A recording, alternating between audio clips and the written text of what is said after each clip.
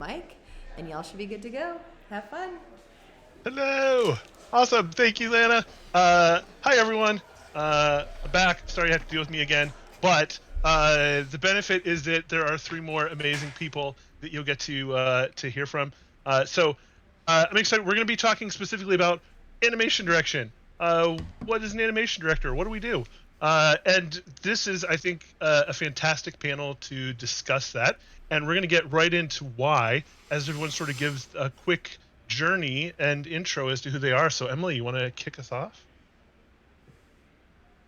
Hello, my name is Emily Katsky, and I am animation director at Heart Machine. So I've been an animation director here for about 4 months now. Before that, I was a lead animator at Heart Machine for about a year and a half. And before that, I was an animation lead at Skydance for about another year and a half. I believe I'm the newest animation director here of the bunch, but I'm really excited to speak with you all about my experience directing in the indie space and also learn from the other awesome directors around me. Oh. Harvey, take Yeah, it away. Yeah. Harvey Newman. I've been an animation director for about 2 years and a little bit now.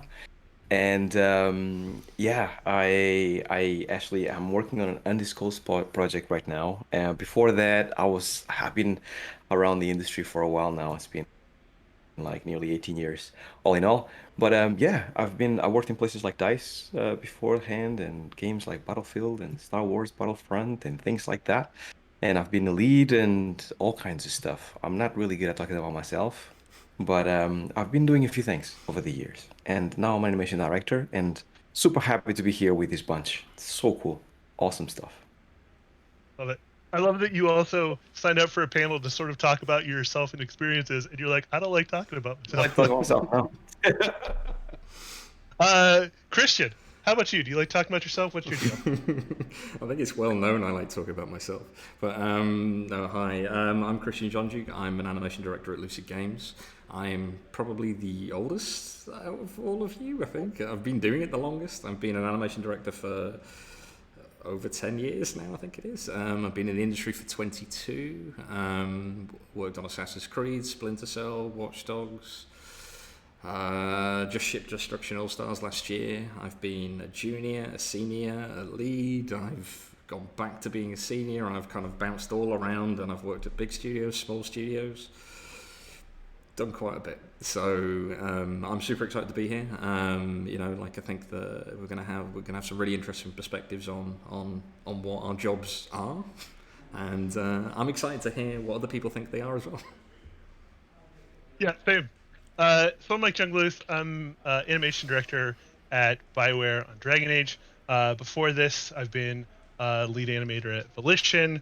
I was a player animation lead on Elder Scrolls Online, and then before that, sort of senior and mid and junior, doing this now for 16 years. So maybe I guess I'm right in the middle of the experience of this group, which is cool. Because again, I think we've got a nice variety of experience and scope and depth, and so with those that's kind of the context for everybody watching as to the experience that we're kind of going to be speaking to.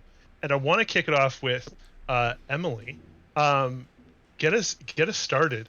You're coming from animation direction uh, on an indie scale now.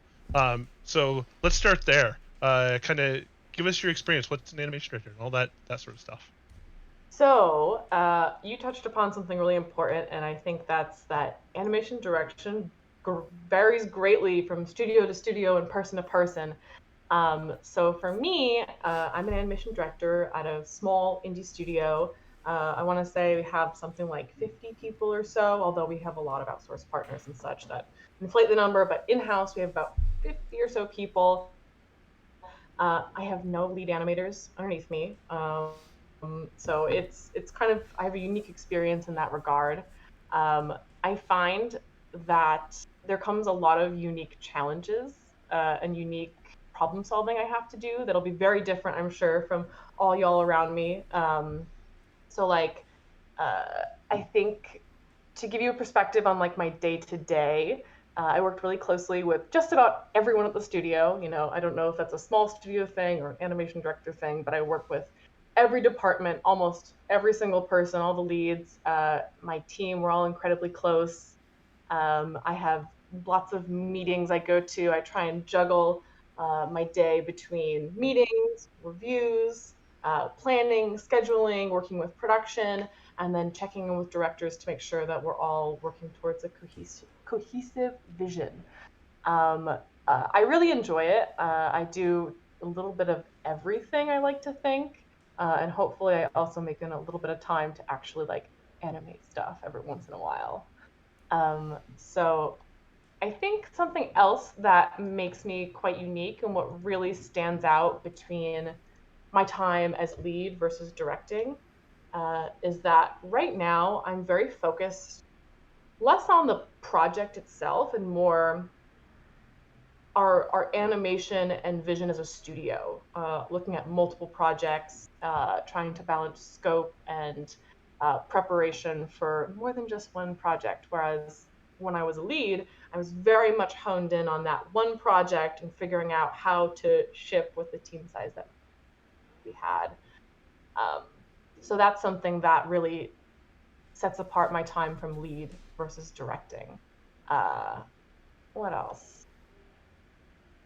Something else that I want to mention as a big part of my duties or something that I take really seriously is what I like to call the people side of things. Uh, it's really important to me that I stay really connected with my team, both the actual animation team and the team as a whole.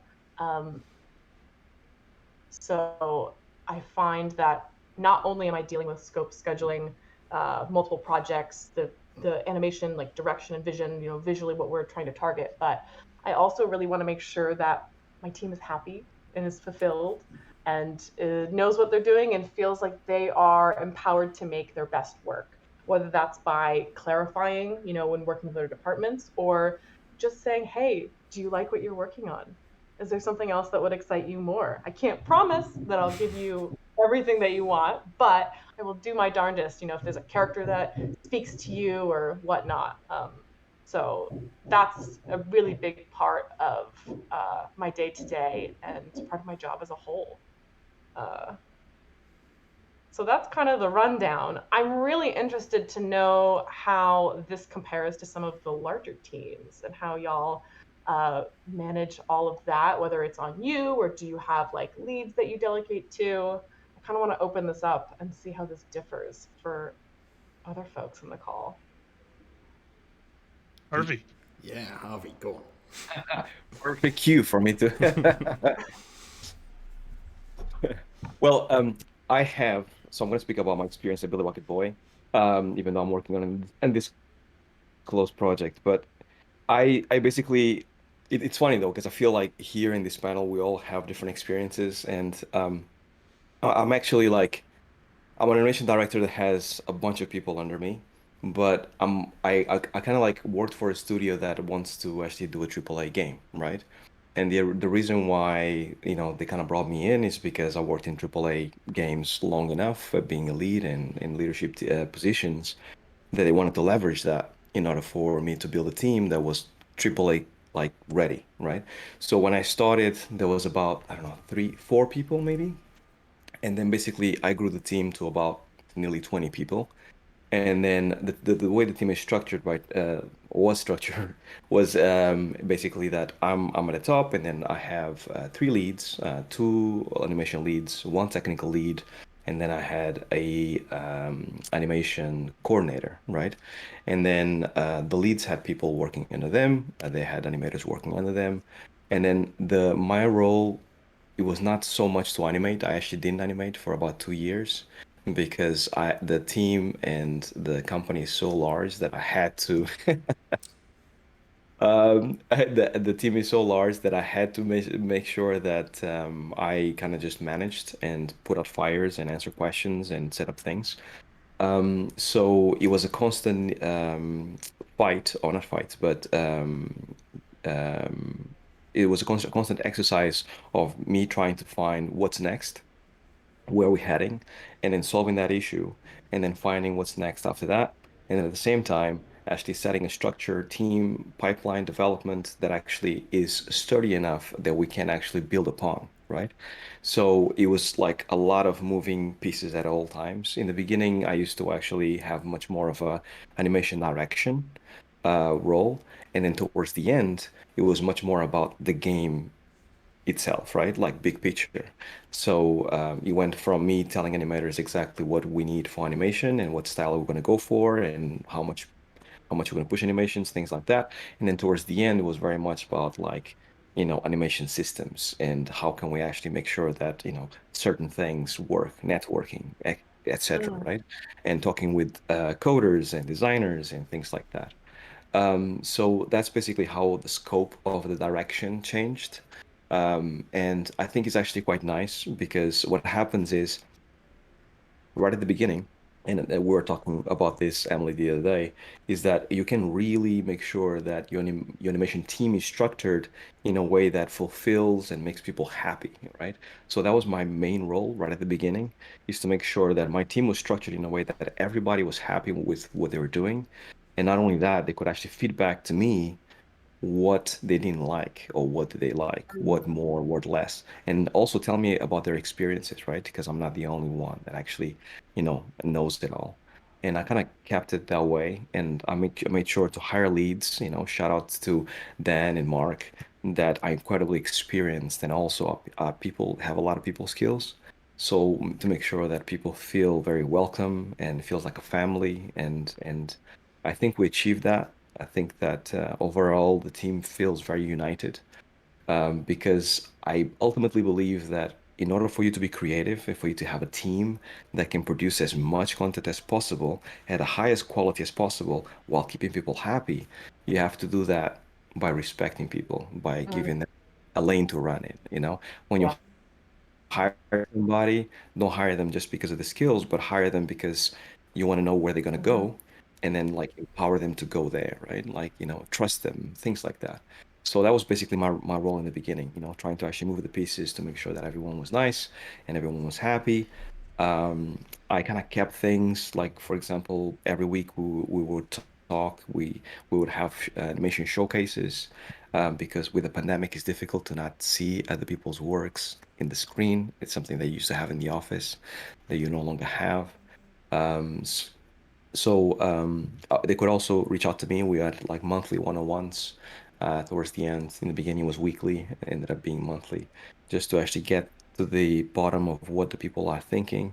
Because what I started finding is that certain times, if a junior animator comes through the door, because I'm a director, there's a certain feeling of like you are over here dealing with the game while the junior is dealing with the lead, all right, or like Mm. the mentor, and you want to hear what everybody's saying up the chain to make sure that if there's any fires, you can make sure that you address them as early as possible. Yeah. And junior animators are very good at coming in with a fresh perspective and then actually taking in like what needs to be better, what doesn't work, what works, ideas, things like that. So for me, it's really essential for me to have an open lane that they can talk to me, they can actually kind of relate information and things. So yeah, that's basically what some of the stuff that I've been doing. I hope that sounds cohesive enough. But it's been a lot. It's been a lot of things going, a lot of spinning plates. Um, Yeah. and yeah, that's it. Yeah, I You mean, had oh, no, it's okay. oh, It's okay. sorry. No, No, no, please go. it's okay. I'm sorry. I was just going to say that it's like I can kind of riff off the back of that. It's interesting because um, I've been AAA. I've been obviously there, and I've kind of gone to a smaller team as well. And the needs just scale to me. It's like I remember when I came in as an animation director at Ubisoft, I originally thought I was going to be coming in the animation director of all things animation, and it turned out that they only really wanted me to come in and focus on gameplay. So part of my job was to kind of just speak with design and work out what exactly what they wanted to try and do, and how to kind of give my team everything they needed to kind of do their jobs. The way my team was set up was similar to how kind of Harvey was saying it. It's like I was the animation director, and at the time at Ubisoft, when you were an animation director, you focused solely on the creative. You didn't really do any planning, you didn't do any organization or anything like that. It was like you were the creative side of the brain, and then you would have someone to effectively organize. So you kind of have like an animation coordinator, which was kind of like the animation lead, but there wasn't a name then, right? So I was lucky enough to have a lead that was kind of the organizational side of my brain, which then really allowed me to go and do what I wanted to do as well, and the vision that we wanted to kind of share. And it was, but we worked really, really well together. It's like she was aware of what I needed to do with the vision and how to kind of get that across to the team. I would be in, like, I would work with each individual animator, kind of just making sure that they had all the information they needed. I'd be there with reviews, you know. It's like they used to joke that they could hear me coming because I used to wear shoes a lot around the office for some reason, and it's like I didn't wear trainers, and then but they could hear me coming, and then so they'll be like, oh, he's gonna come and do a review now, and I just like, and then I'd sit next to them, and then I'd usually kind of depending on where we were at with a certain animation or a certain system, I'd sit down with them for maybe like 5 minutes to an hour or whatever, and just kind of really make sure that they had all the information that they had. And then at the end, it'd be like, so it's like clear, do you understand, do you need anything more? And then more often than not, they just go, yep. And then and then sometimes you'd be like, okay. And then you might kind of realize that maybe they didn't quite get it, and then, or they thought they kind of misinterpreted what you wanted to do. So I spent a lot of time at the beginning of the project kind of working out what the animation vision was and trying to get that in some way across to my team. Once that was done, which I'll talk about that part later, but once that was done, it was more kind of making sure that we had like a lead on like AI, we'd have a lead on combat, we'd have a lead on locomotion, and we might have like lead on if there was something else that we needed as well. And then there'd be kind of an animation coordinator at the top of that that would make sure they had everything there. And then the way I did it was with my lead, who we kind of worked in parallel together. There wasn't really one above the other. It was just like we were kind of just there together. It's like if she was in one meeting, I didn't need to be in it, and vice versa. We tried to kind of split the meeting so then I could animate as well. And I remember on Splinter Cell in particular, I did animate quite a lot. And then, you know, like that changed after Splinter Cell. It's like it became harder and harder and harder. But then when I moved to Lucid, it was kind of starting that all again. So I had to kind of set up a team, and I only had one animator at the time. And then, so I could spend more time animating because I only had one animator to look after. So I'd be teaching her like just various different things, just how to be an animator to get in, because she was junior as well at the time, right? So it's like I was like just teaching her. It was quite nice. It was quite refreshing. I was like imparting all this knowledge onto her, and then she was like doing really, really well with it. But then the team sort of grew, and I was trying to. I was talking to someone else about it before. It was like it was almost like trying to. You've seen the film Moneyball? It was like we couldn't go out and recruit the best seniors, the best leads, the best whatever. It's like, so we kind of had to find people that were good at these certain things and then have them all work together. And You had a stat list. What was that? Sorry, Harvey? You had a stat list of the animators. Effectively, it's like, I didn't need them to do this. I needed them to do a little bit of this, and then someone else would come in. So, but we I remember at the beginning, I was just like, I really wanted the animation team to enjoy animating. It's like, I think towards the end of my time at Ubisoft is like, I was getting further and further removed from animating, and I wasn't enjoying it. So I needed to kind of get back to that. And I didn't, and I was taking all those years of experience. I was like, I don't want that to happen to my team. So I was trying to go, how do I build this environment for my team that they all love coming to work every day? You know, that they all love what they're doing. So I was trying to go, okay, well, we want to do animation that it's fun and isn't going to burn you out, you know. And I know that sounds quite general, but we were trying to make something that was that you just wanted to work on. And then one of the things that, and it's kind of a phrase that's become a joke in the studio, is like I just wanted animators to animate. You know, it's like I wanted them to be technical as well if they wanted to be. I didn't want to hold that back, but we wanted to be able to bring in incredible animators, and then we didn't want to have to knock someone back from an interview because you're like, well, I don't have any Unreal experience, we were like, well, but you can animate. It's like, you know, and then some people just don't want to do that technical side. So we just wanted to be able to bring in incredible animators and then have them do what they do best. You know, so we were trying to build these systems that were effectively getting out of the way. And I was like, if you can make a system that I don't mess up, then I was just like, well, then we win. So and I was trying. So as I said, I was trying to take all that experience of everything that I'd seen in the past, and just like, what's the easiest way for incredible animators to go from animating something incredible to being in the game and it being fun to play. You know, I was like, and then when it comes to style, I was like, I can sort that, I can work on that. But I kind of wanted to. I spent a huge portion of time at the beginning of my time at Lucid of like working on tools and pipeline and trying to get all of that working, so it was fun. So that's that's where my role kind of changed from Ubisoft, because that was all there, and then at Lucid I had to bring that knowledge from Ubisoft to here. So there you go. I'm interested. I think, Emily, in one of the things that you were talking about is how it sort of the job isn't the same everywhere.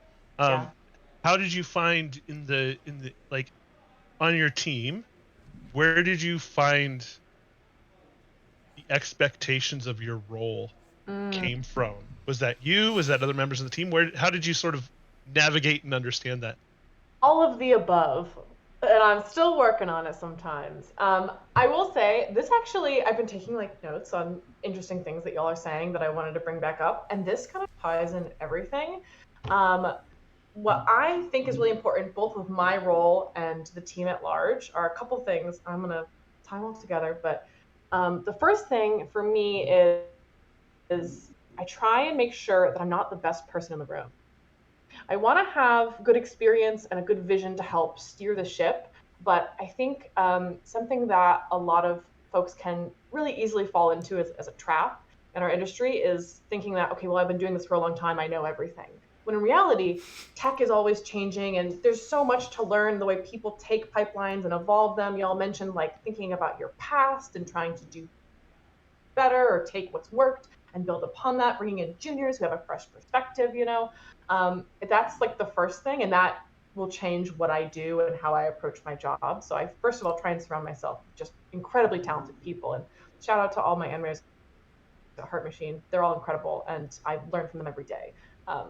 The other thing is that I try and build a team whose skills complement each other and complement myself. So I know that I'm really organized and I'm really good with vision, but we have, you know, one of my animators is really technical. And so that's something where I have an understanding of, but it's not like I can go in and do it myself. And so I have, the team is built to help me out, right? And to help each other out and to again, complement each other to be a badass team who can do everything. And then the last thing I feel like we've touched upon is that the duties kind of depend on where you are in the project.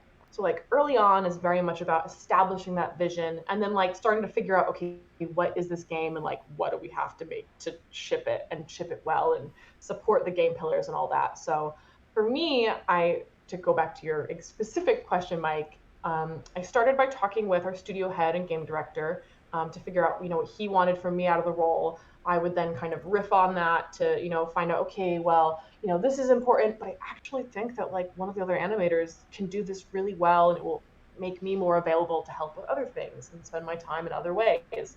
So we kind of worked together to figure out what was the best duties expected of me to match our team. So for me, it's a lot of, I like to think of myself as like a hybrid animator, director, producer. I kind of, again, it's a small studio thing. I kind of have to do it all. So, and I don't mind, I enjoy it, spoiler alert, I'm here for a reason. But I do enjoy it. But for me, it's, we found that the vision could be shared between myself, the game director, and one of the animators who has been with the studio since its creation. Shout out Sean Ward, so talented. Between the three of us, we have the style like honed in and locked in, and we can kind of figure that out together. And then it's up to me to make sure that we stay within that. And if there's anything that doesn't fit in that style, how do we fit it in the style? How do we make it in the style that we want and get to that vision? I feel like I'm like the sanity check. I'm just like making sure, does this fit in our goals? Does this fit in our style? Does this support the game we want it to in the way that we want it to? So that's part of my duties. Like I mentioned earlier, the kind of people side, that's something very important to me. And I do share that with a couple other people. Our studio head game director, it's really important to him as well, Alex Preston. So he makes sure to also have, his pulse on how people are feeling in general. But it's something that I refuse to give up as well. No one has made me, but I just want to I plant the flag on the ground. This is really important to me, and I will not give this up, and I will always make space for it. And then I'm in a lot of meetings. I like to make sure, as some of y'all might know, it's really easy to go crazy with animations. They all of a sudden you're like, it goes from 10 animations to 100 to 200 and so on really fast. You're like, how did we even get here? So a lot of my duties as well are kind of on that production and scheduling side, making sure that the features fit our team, that the game we're making complements the team that we have, or to make sure that the team that we have complements the game that we're making, and to make sure that we stay focused so we can actually ship the dang game, because otherwise we could noodle forever. We're all artists. We always want to do the most and the best and want to polish forever. So a lot of my duties are reining that in. And I will say that as far as establishing duties, it felt like it was taking what I was doing as a lead and then just expanding and evolving that. Like, to me, it almost felt like a Pokemon evolution style, especially because I was already with the studio. So it it felt like uh, it just took, like, how do we take what you're doing and how do we make it broader, and how do we make sure that you are getting that kind of creative fulfillment, like with the vision, for example, like establishing that vision up front and that style. And then, like I said earlier, it's like an evolution. I make sure that I stay connected to my team, to the other leads, to our studio head, game director. Say, how am I doing? Do you feel like do you feel like this is working? Is there anything else I can help with? Is there anything else that we should expect of me, moving forward? I think it's important to also just keep it in mind and not get too or not assume that everything is working perfectly. It's important to kind of check in with people. So I try and make sure I always have these kind of check-ins, these conversations, to make sure that I'm doing what's expected of me, and it's working. Yeah, no, that's awesome. Harvey, I'm interested. So, from being a lead, sort of in established studios, and then transitioning into director. Somebody from the chat had done this really well, but they worded so when you made sort of that jump and that move from lead to director, what did you find was the most surprising difference or similarity, and how did you make space for director and lead when you're sort of creating that structure? To me, like, it's a blessing and a curse, I think. It's letting go is like a leap of faith. I think Christian will probably connect with this most likely, but going from an established pipeline as DICE AAA, like a game that has been around for 20 plus years, you know what I mean? Like, there's a certain structure, and then as you are a lead, it doesn't matter. Like, for me, I was a lead in Star Wars Battlefront, and I was pretty much doing the same thing as I am doing as a director, as a much smaller scale in a team. Like, I was getting the vision ready and all that stuff. So it was an amazing training, and shout out to everybody at DICE because they are cool people. But you kind of slot into a structure that already exists.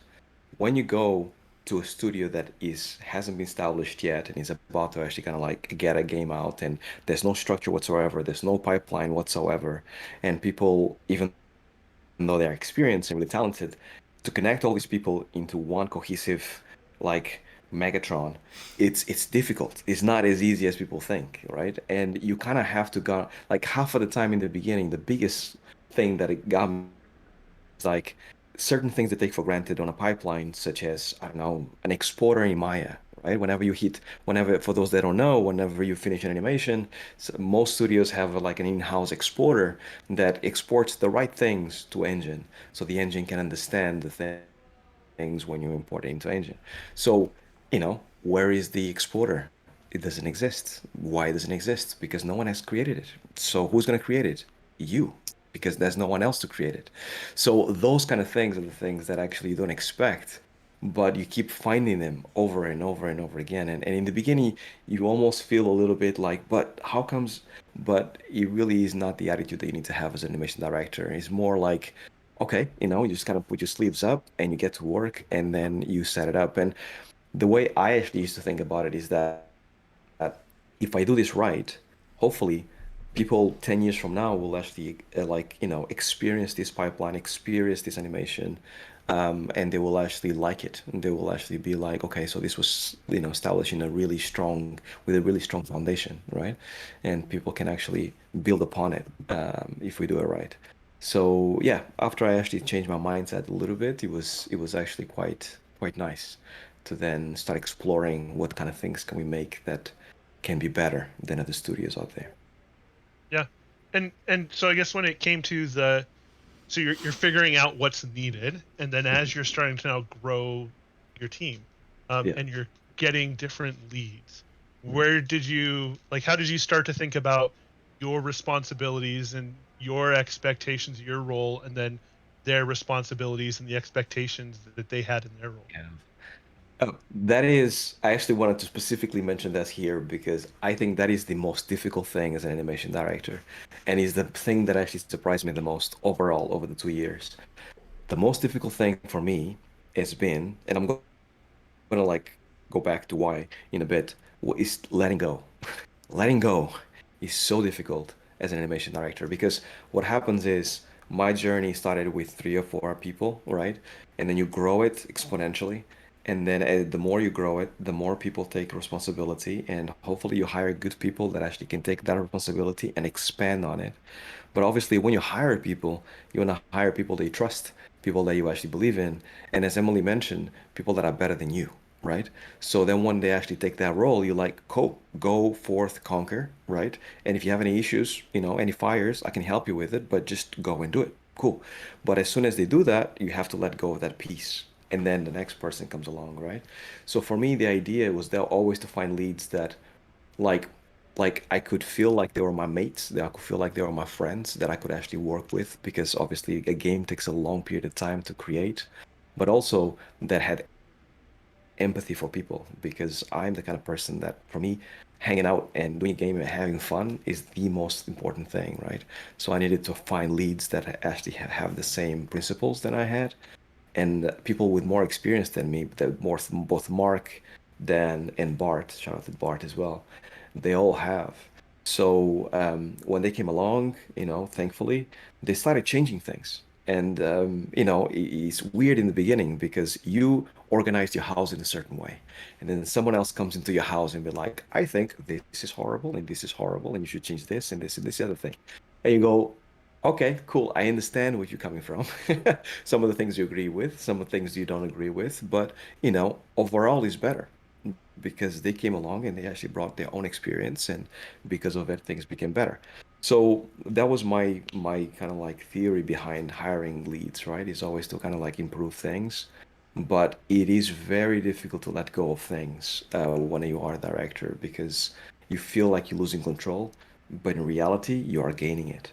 And the more like the ultimate goal to me as a director is to right is to actually have an autonomous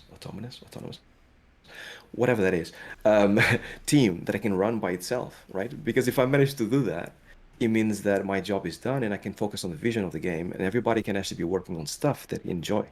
So that's basically what the idea was behind building the team.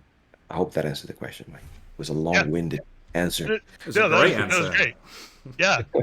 Because now Christian has to follow it up. So I guess when you're coming from, so you're coming from a place, right, like UB, which has large teams and tons of features, and you've got that established relationship of engage entirely your creative vision mind, and here's the support things of keeping things track. You've got to, now you're in sort of that same position of, okay, how did you pick and choose and maybe prioritize those things that you had learned, and then those, I want to keep that, versus Oh, these are wow. things that we're missing and I need to do now. How do you start balancing all that? I think it starts with just trying to see what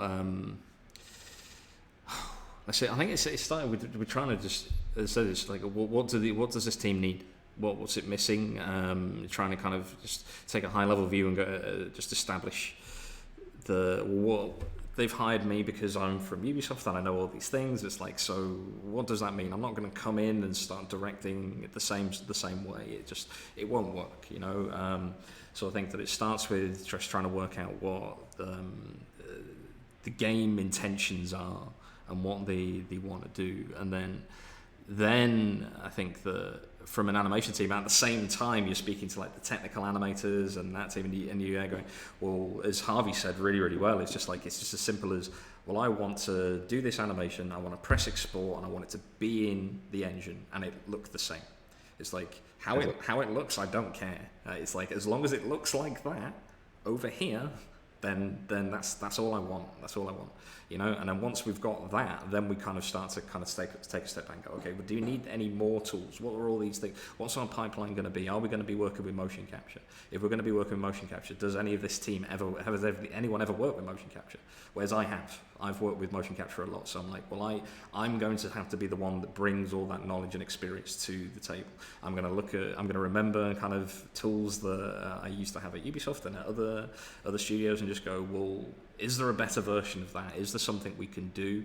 Who are the people that can do these things? And I think that a lot of it comes down to being a people person as well. It's like, you know, like I try and speak to the designers and find out what they need. I'd speak to some of the programmers and go, well, what do you do and what do you enjoy? And then you try and find those people that you can kind of almost steal for your team, and then kind of build, you know, like, so it's just trying to work out what people want to do. And I think what I found is, like, you know, there's a designer that I work with at Lucid and it became very apparent that he wanted to do character-based things, and he was an absolute genius, like Blueprint. So I just kind of went, come with me. So we just kind of, like, you know, like sat him down next to me and we're like, we're going to be friends. And then I talked to him about like ideas and things I wanted to do, and then, you know, like, and then we just kind of like built that rapport. And then this would be the same with like a technical animator. I'd be like, hey, so I want to do this thing with like animation driven ragdoll over the top of like all these things, and I'm maybe thinking about motion matching, and I'm thinking about all these things. I'm like, what interests you? And then they kind of come back to me with, well, I really like doing this as a thing. And you're like, cool, we should maybe like expand that, you know. And then you know, like, I'll work with my team and then find out what they're really into, and you kind of start to give them a little bit of ownership over certain things. And then, you know, like, I don't want to just go, hey, that's yours, see you later, bye, I'm off. It's not that at all. It's basically, it's making sure that you give your team the platform to succeed, you know. And I think that is one of the biggest things I've kind of learned with being at these larger studios, is sometimes you are kind of expected to come in and just go, okay, animate, and then especially if you're working on a sequel, it's like, okay, well, the first thing an animation director does when they come on a sequel is just go, I want to change everything. It's like, yeah, exactly. And it's like, no. It's like, well, let's just evaluate what worked first. I remember when I came in on Splinter Cell Blacklist, it was like, they just shipped Conviction, and to me there was loads of things that worked, and I was just like, well, let's work out what the big problems are, or what the team perceive the problems are. And it starts with a small kind of thing, and then you just start to build on that. I think for us it started off with impacts. I think like impacts from bullet hits, I think it was like the team was like, it feels mushy, and I'm like, okay, cool, well, let's fix that. So that's an easy win. And then that kind of builds confidence with the leadership, and then it builds confidence with your team, especially when you solve that problem, and then you kind of go on to the next problem. You solve that, the leadership get a little bit more like, oh, Christian knows what he's doing, let's give him more. And then it just kind of spirals, and then eventually you've just like, I used to always try and I still do it. It's like I try and be like almost to the point of annoyingly transparent with what my team's doing. I like make videos, and I try and show everyone what we're doing, because I kind of feel that if I show everyone what we're doing, they'll leave me alone. You know what I mean? So, and then I get to do more cool stuff. But the thing is, you know, like, I'm lucky enough now that I've gone through this process so many times that people kind of can see that I can get results from certain things, and if you give me just like a small amount of resources, I can try and mold that into the right, like, you know, like the first thing I always try and do when I go into a company is I try and work out who the gameplay programmers are that have kind of been maligned a little bit. And then you just like sometimes you like people just didn't understand them, so just like come on to my team, give them a big hug, and then you know like and then maybe buy them a coffee or something like that. And then it's like but you try and build your team that way. And I like to try and build trust with my team and with the people outside my team as well. So then they know that if something comes to us that we're gonna do the right job. And I think that I've been through like pipelines and all this sort of stuff. So Emily and Harvey have like kind of said so much. So I don't know whether that's kind of adding on to what they've said, but No. I think it's really good, and it resonates with me too because I'm interested in all of your experiences, right? Because you've been in the place most recently of not entirely building from scratch, but well, in Harvey's case, I guess you were, right? But in Christian with Lucid to some degree, like, so in my experience of leadership, it's always been coming into an existing team or an existing space where I'm coming in a leadership role, but as the least experienced person as to what the game is and what the experiences are. And so, when I like both went Volition when I became the lead, and then here at BioWare becoming an animation director, my first thing was sitting down with everyone on the team, animation, and then different discipline leaders, and saying two things: what is your expectation of an animation director, right? So that to me lets me clearly understand like what success is going to look like for them and where they prioritize and want to make sure they're involved in the animation process, right? Yeah. And so that's huge because it lets me know where the headspace I need to be is when I'm communicating with them, but also what needs to happen for them to see it, for them to have trust in myself in the animation department. And then the second was asking everyone on the animation, going, what is something that you think is important to the studio, to the franchise, whatever, that you want to be doing more of, and or you think hasn't had, like, you haven't had the opportunity to do well. And I think that's something you can kind of get away with earlier in a project as opposed to later, because somebody can say, oh, I want to do this thing, and you're like, well, is that really needed for the project, or is that a thing that they're just kind of interested in and they're using this? But like all of that is still, it's a training opportunity for them. It's them learning that when you say, hey, what do you need, what do you think is important, that when you say, okay, cool, here's the support, do that thing, you've got this amount of time, that it also starts to build up that trust with the team, so that once you start getting all these information pieces from within your team of what the priority is, importance of things are, and then from different team members of different disciplines, that to me is that part where you're just soaking in all of the the possibility space and starting to see the priorities of things, to which then I think you can use all that to inform, okay, now here's actually the vision. This is the stuff that's needed for the game. This is the stuff that's important to the people on the team. And then how do I connect all of those things in a cohesive way, so that then as it starts building up, okay, now we need to start thinking about how many people are going to be on the team, how many features do we have to support, how many different groups are going to be involved in these things, who are the right people for it, who are leaders on the team to sort of do these different things, where's their expertise, that you can start to define, okay, I need to have enough, like, I like to think of it as there's possibility space is 360 degrees of you can go anywhere, and it's like I just need to make sure that your 45 degrees is understood and you live within that, and I don't care where you do within that, it's just it needs to be in there, and then somebody else is over here, and then my job is just to sort of make sure as those things start to overlap, are they all being connected? Is somebody not over here that all of a sudden decides, oh, I want to do something over here now? It's like, hold on, why are you over here? What did I miss, and what did we miss as a team that you need to be over in this space? And that's not to say you're wrong. It's just how do we get all that stuff connected? Which Yeah, I actually struggle. I find that super interesting, Mike, because I think your job being such a big company, like towards the end, of my 2 year tenure. Like you can tell that like in the beginning, pre-production is the most fun in any game, right? Because you can do anything and it's so cool, right? And then you, as the animation director, you need to be as the project develops, you need to be the person that actually starts stopping people from doing everything. And you have to start doing like just create 5 animations of this specifically because we need variations of this one animation, right? And it becomes sometimes difficult to actually kind of like tell people or be the you're not really being the bad guy because people see you as a good person, but you kind of have to kind of like stop creativity sometimes, right? Like if and it's hard to say that. Even me saying that out loud is just it's difficult to say it.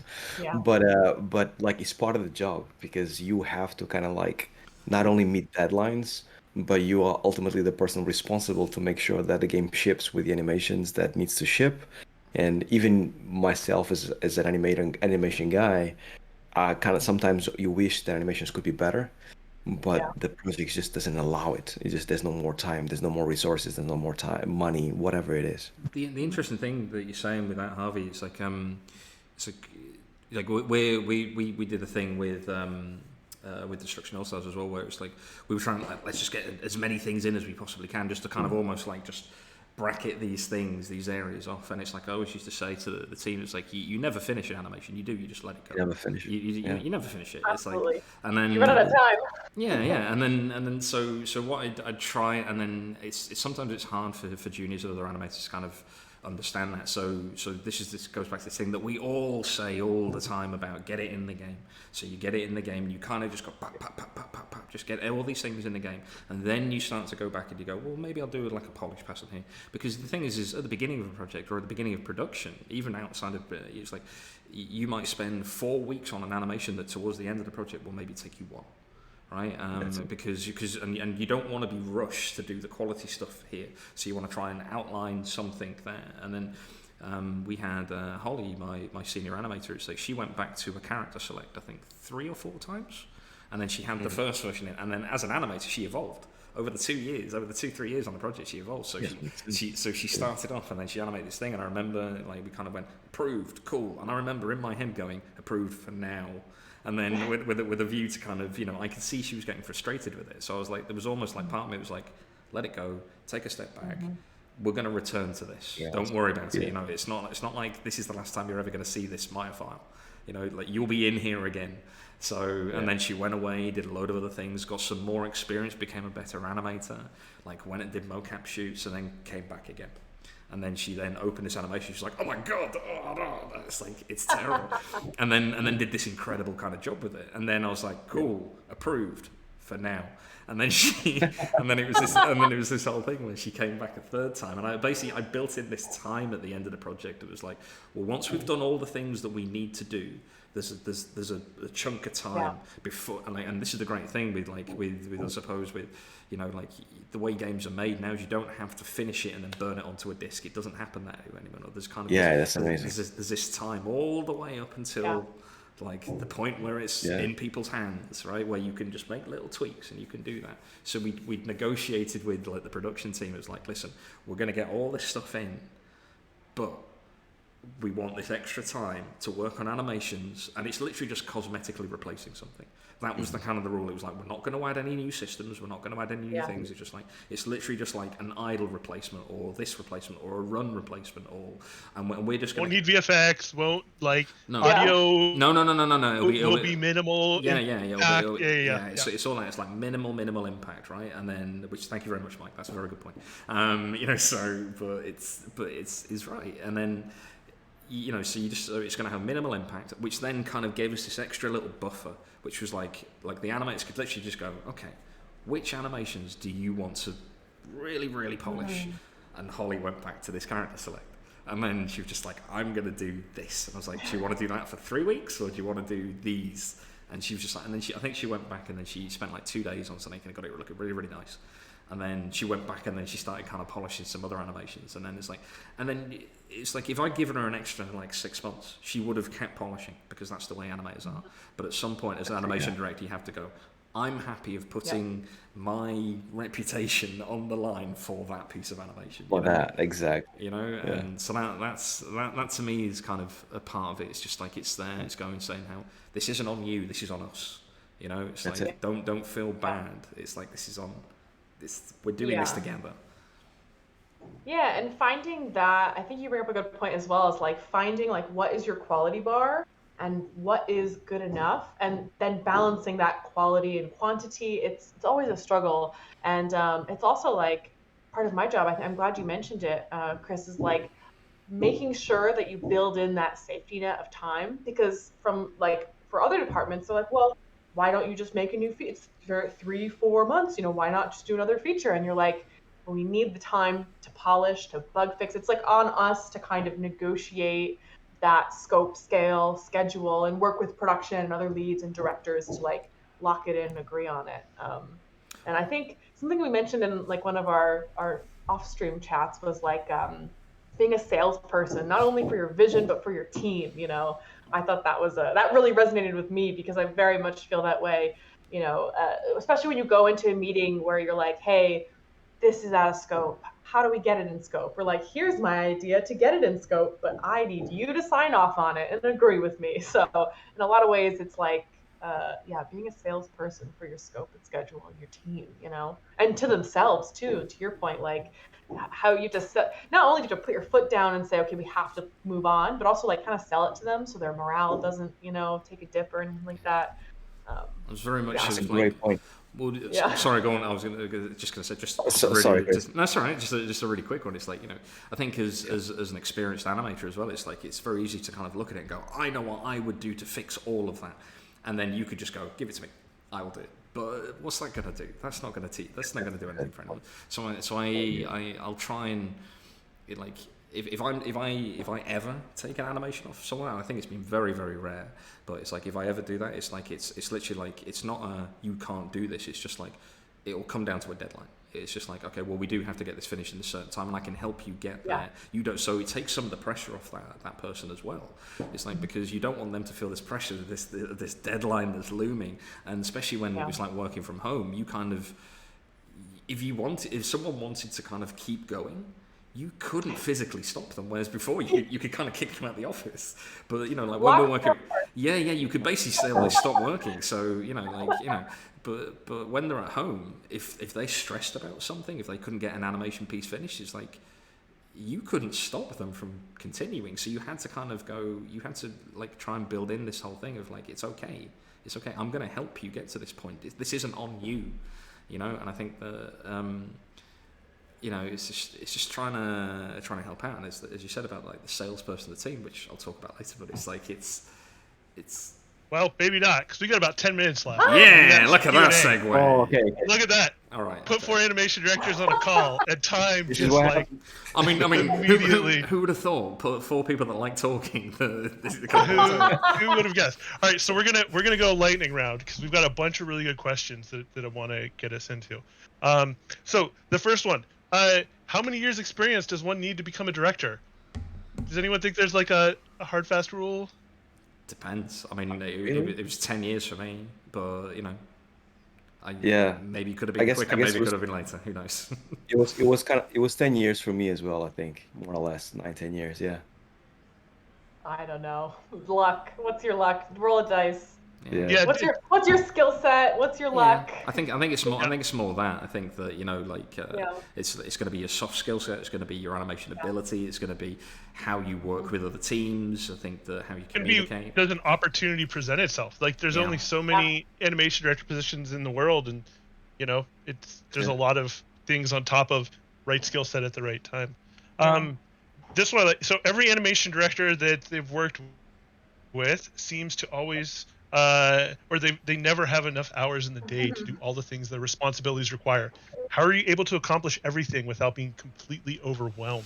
Harvey. Oh, Emily, you raised your hand, and then I'm just Yeah, gonna- I had to go first. For sure. I'll go real quick. Delegate. You have to.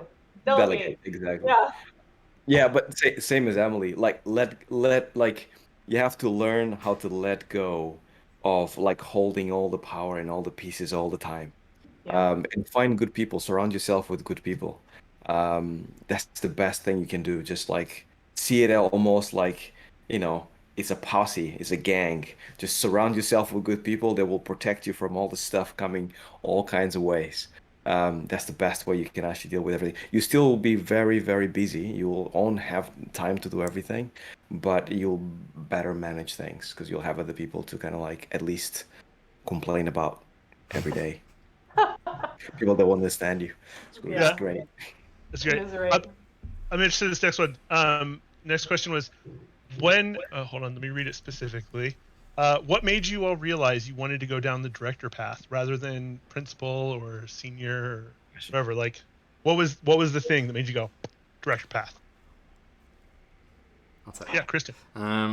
So I wanted to have more of an involvement in I suppose the overall kind of direction of the project, and I felt like being kind of a senior and as a lead, it was like I was being told what to do a little bit, and I kind of felt like I've got all these ideas that I need to get out, and I think I felt the animation directors could have that sort of kind of influence, and I've kind of carved that out over the last like 10, 12 years, but it wasn't given to me, you know.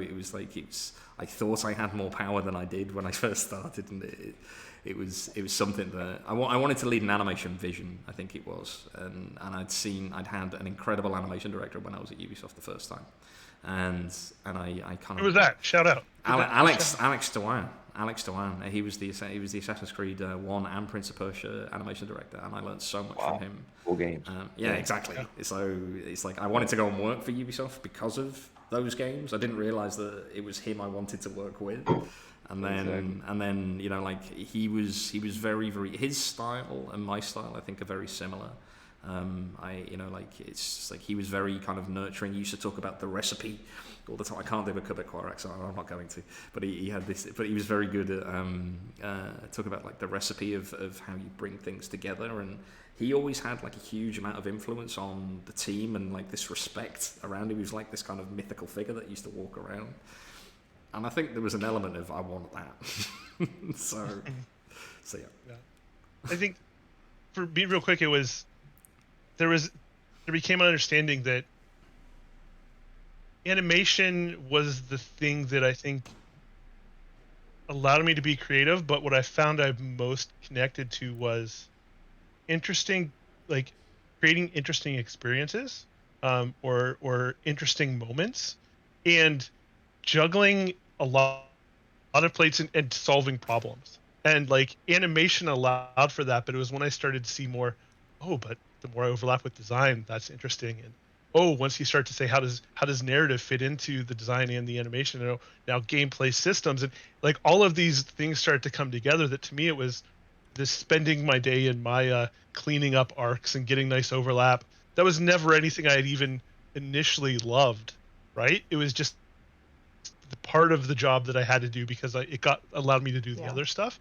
And so I think that was the point, as I realized more, hey, I like powering a team, but then I also like solving these problems and connecting these pieces in a way that staying in the principal or senior lane wasn't for me. Emily, what was the thing for you? I mean, I really resonate with what you mentioned. I think the problem solving is so fun and interesting. I will say too that the greatest joy for me is seeing my team feel excited and empowered, like I said earlier, to do their best work. Like seeing them just like do the dang thing and knock it out of the park and feel good about it it really is like the greatest joy for me. And so like clearing the path for them and setting up a vision that will let them succeed again, like that I remember before, even being a lead, I really liked doing that kind of stuff in the little ways that I could.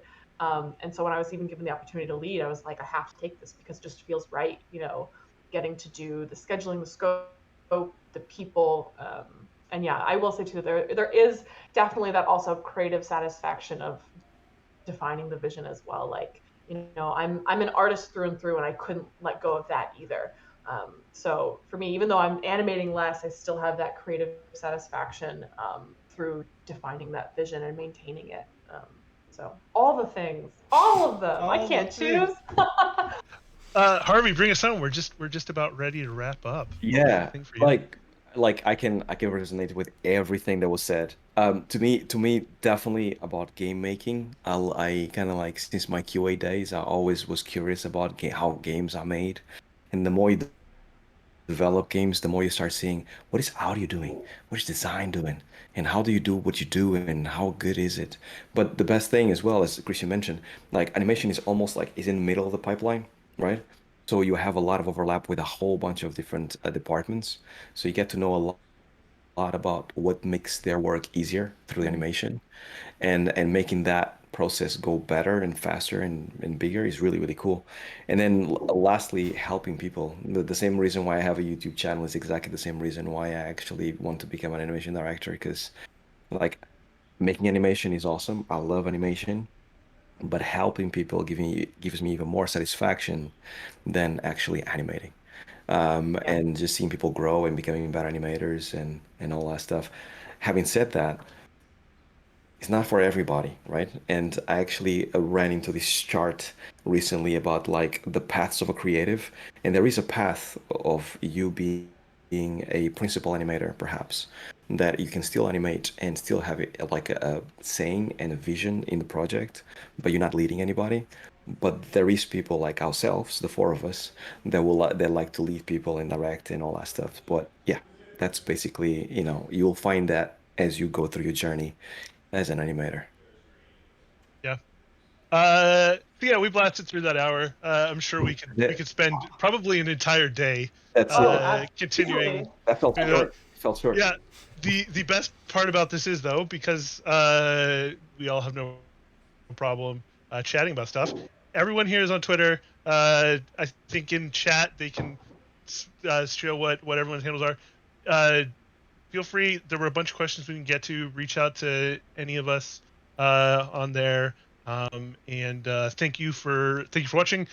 Emily, Harvey, Christian, thank you for taking the time to chat. This has been absolutely great.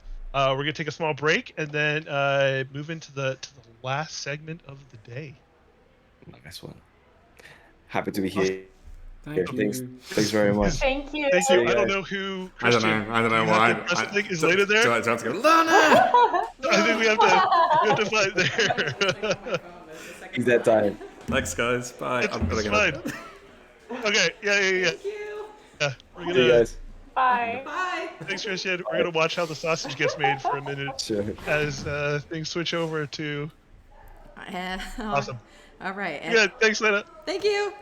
All right, everybody. Thank you so much for hanging out for the wonderful panel with our animation directors. I hope you had a great time. Up next, we have a teensy little break to get set up for our final session of the day. I can hardly believe it. Thanks, everybody, for sticking around. Please stay tuned for demo reel reviews with the one and only Riot Animation Team. The Rat is in the house. We'll see you soon.